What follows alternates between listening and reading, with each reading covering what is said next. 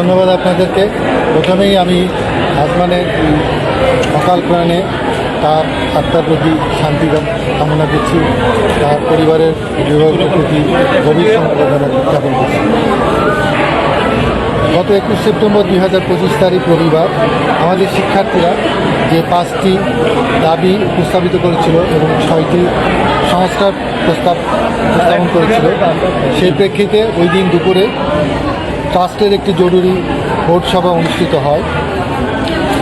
উক্ত বোর্ড সভায় শিক্ষার্থীদের সকল দাবি ও সংস্কার প্রস্তাবের বিষয়ে বিস্তারিত আলোচনা হয়। আলোচনা শেষে শিক্ষার্থীদের উপস্থিত সকল 5টি দাবি এবং 6টি সংস্কার প্রস্তাব মেনে নেওয়া হয় এবং এ ব্যাপারে অবিলম্বে কার্যকরী ব্যবস্থা গ্রহণ করা হয়েছে এবং বাকি কার্যক্রম ব্যবস্থা চলমান আছে। একটা বিষয় হচ্ছে, পরিবার থেকে অভিযোগ করা হচ্ছে যে এই প্রতিষ্ঠান থেকে 211 জন প্রি টেস্টে ফেল করেছে, 300 জনের মতো তারা অংশগ্রহণ করেছে।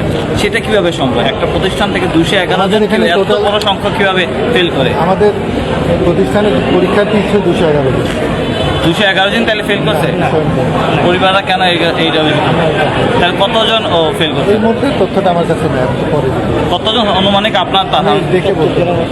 পরিবারের যে অভিযোগ, পরিবারের সাথে আমাদের যোগাযোগ আছে, তাদের সাথে আমি সর্বক্ষণ যোগাযোগ।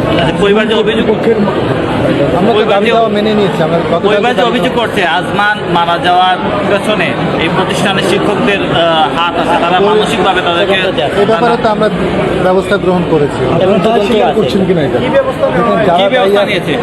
দাবি, আমরা শিক্ষার্থীদের দাবির বিষয়ে যে দাবিগুলো তারা দিয়েছিল সেগুলো আমরা মেনে নিয়েছি। কি কি করবেন আপনারা? তাদের দাবিগুলি, যে অভিযুক্ত শিক্ষক যারা, তাদেরকে এখান থেকে অব্যাহতি দেওয়া, বহিষ্কার করা, সেটা করবেন। অন্যান্য প্রস্তাব যেগুলো আছে সেগুলো পালন করা।